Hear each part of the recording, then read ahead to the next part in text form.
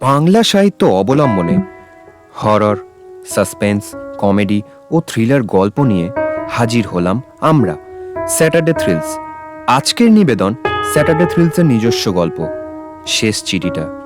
প্রধান চরিত্রে অনিক, লতা ও অরুণিমা। গল্প পাঠে রাজীব। শুরু হচ্ছে শেষ চিঠিটা।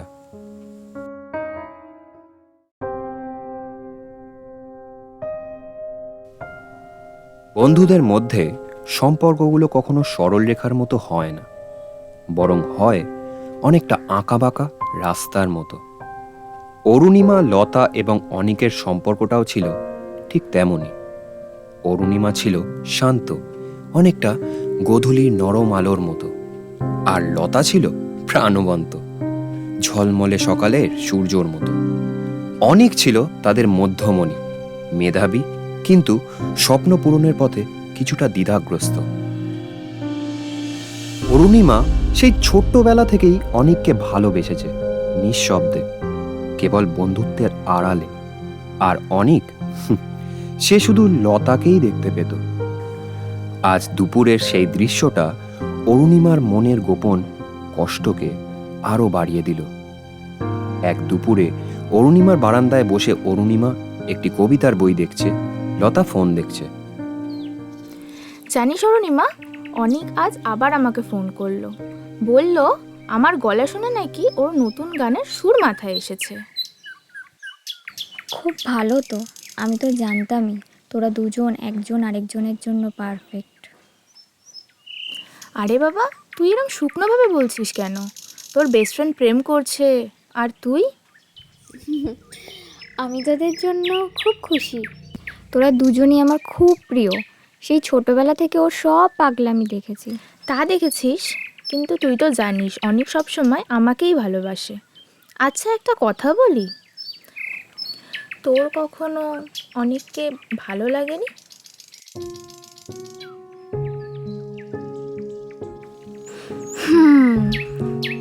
ভালো লাগা, ওর ভালো বন্ধু হতে পেরেছি, সেটাই আমার কাছে যথেষ্ট। চল চা করি।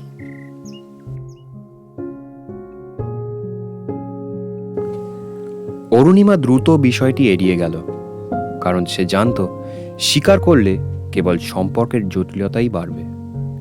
লতা আর অনিককে একসঙ্গে হাসি খুশি দেখলে তার বুকের ভিতরটা চিনচিন করে উঠত ঠিকই, কিন্তু সে চাইতো না সামান্য একটু দুর্বলতার জন্য তাদের নির্মল সম্পর্কটা ভেঙে যাক। ভালোবাসার কাছে কখনো কখনো বন্ধুত্বের আড়ালটাই সবচেয়ে নিরাপদ আশ্রয় হয়ে ওঠে। কয়েক মাস পরের ঘটনা।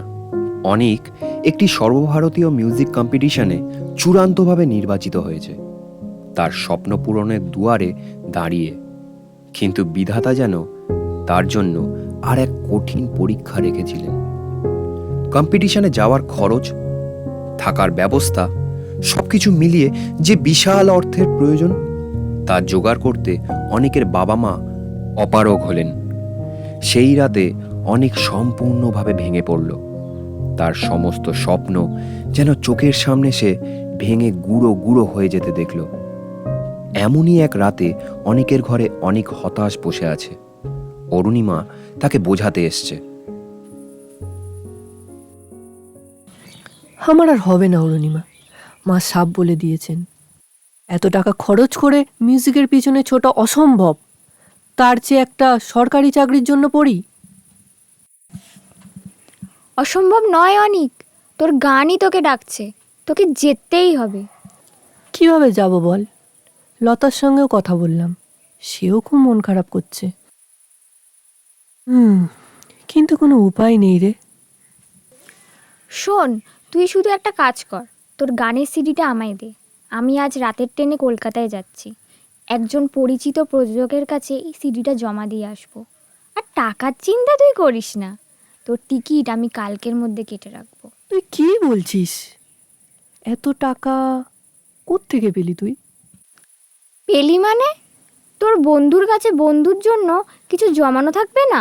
এটা ধর, তোর জন্য আমার অদেখা উপহার। লতাকে বলিস যেন তোর খেয়াল রাখে। আর শোন, তুই শুধু তোর স্বপ্নে ফোকাস করবি, কথা দে। অরুণিমা,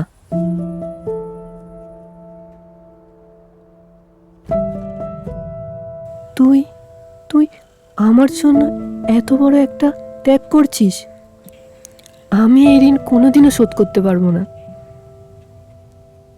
শোধ করতে হবে না, শুধু সফল হয়ে আমাকে আর লতাকে একটা ফোন করিস, সেটাই যথেষ্ট। অনেক তখনও ঘরের মধ্যে। সে বুঝতেই পারল না তার সেই ভালো বন্ধু তার জন্য কতটা বড় ত্যাগ স্বীকার করেছে। অরুণিমা নিজের টিউশনের জমানো সব টাকা, এমনকি তার মায়ের দেওয়া একমাত্র স্মারক একটি সোনার চুড়িও বিক্রি করে দিল। চুড়িটা বিক্রির সময় অরুণিমার চোখ দিয়ে জল পড়েছিল ঠিকই, কারণ সে শুধু সোনা নয়, তার মায়ের স্মৃতিকে বিসর্জন দিচ্ছিল। কিন্তু সে জানতো অনেকের স্বপ্ন এই মুহূর্তে সবকিছু থেকে অনেক বেশি মূল্যবান। ভালোবাসার সবচেয়ে বড় প্রমাণ নিঃশব্দেই প্রিয়জনের স্বপ্ন পূরণের জন্য নিজেকে উজাড় করে দিল। এমন করে 3 বছর কেটে গেল।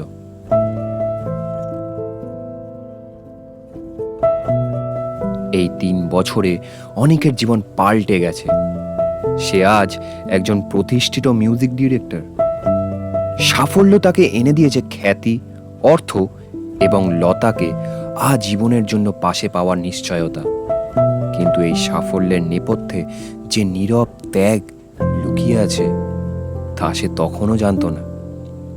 এই 3 বছরে অরুণিমা একবারও যোগাযোগ করেনি ওদের সাথে, ওরাও পারেনি। আজ অনিক ও লতা এসেছে তার বন্ধু আর তার স্বপ্নের কারিগর অরুণিমাকে চমকে দিতে।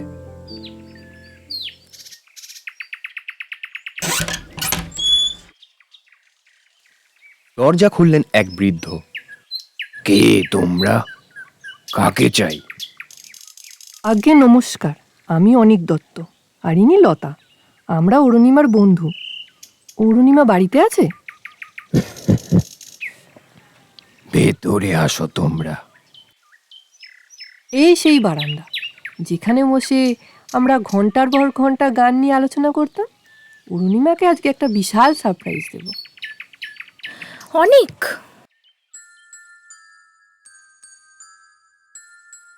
ঘরে ঢুকেই দেওয়ালে টাঙানো এক ছবি আর সেই ছবিতে ঝোলানো মালা দেখতে পেল লতা। হ্যাঁ মা, অরুণিমা আর বেঁচে নেই। আমি ওর জেঠু হই। অরুণিমার যখন খুব শরীর খারাপ করলো তখন আমি এ বাড়িতে চলে এলাম।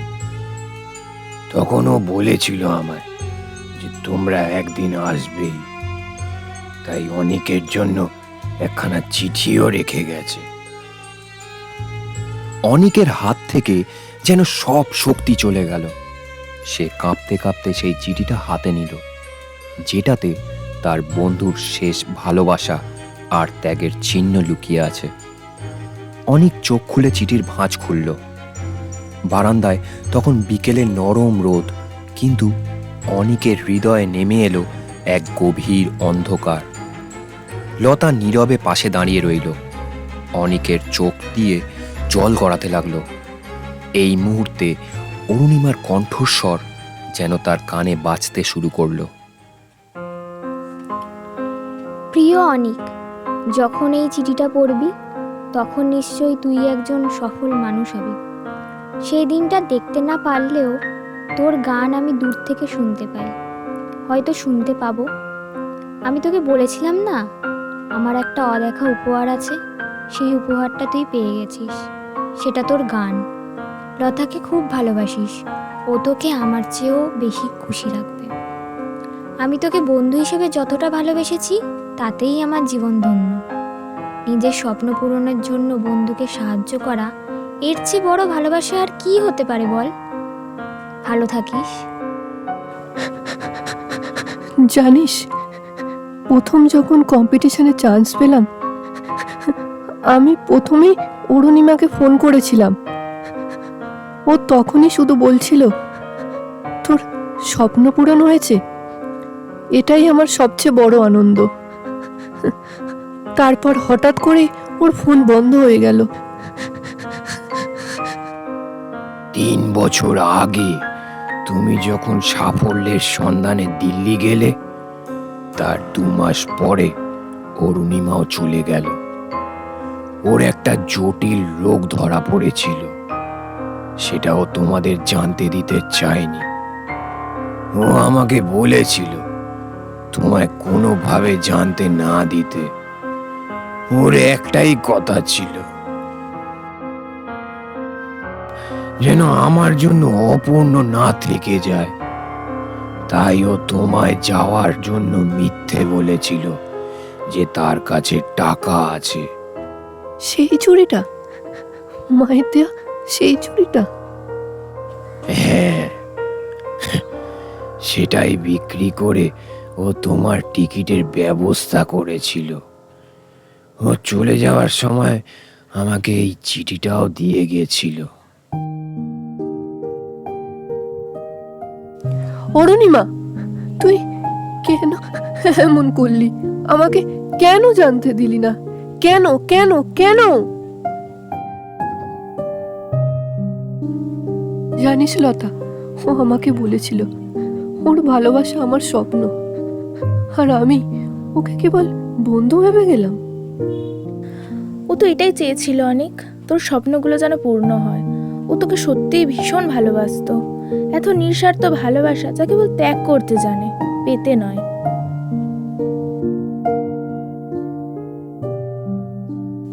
তার গান আজ সফল, কিন্তু তার আত্মা আজ ভারাক্রান্ত।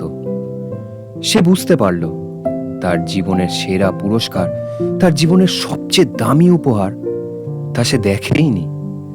সেটা ছিল অরুণিমার অদেখা ভালোবাসা, অদেখা ত্যাগ। লতা তার পাশেই থাকলো। তাদের দুজনের চোখেই আজ কেবলই শ্রদ্ধার অশ্রু। কিছু ভালোবাসা হয়তো পরিণতি পায় না, কিন্তু তার মূল্য হয় জীবনের সব সাফল্যের চেয়েও বেশি। অনিকের মনে হলো অরুণিমা তার পাশে এসে বসলো, তার হাতের উপর হাত রাখলো।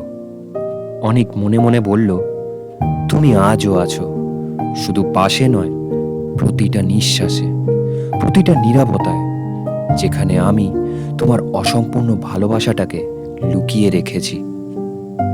অনেক সেদিন প্রতিজ্ঞা করল তার প্রতিটি গানে অরুণিমার সেই নীরব ত্যাগের সুর থাকবে। সেই দিন থেকে অরুণিমা কেবল তার বন্ধু নয়, তার জীবনের সবচেয়ে বড় অনুপ্রেরণা হয়ে রইল। ভালোবাসার এই নীরব ভাষাই হয়তো জীবনকে সার্থক করে তোলে।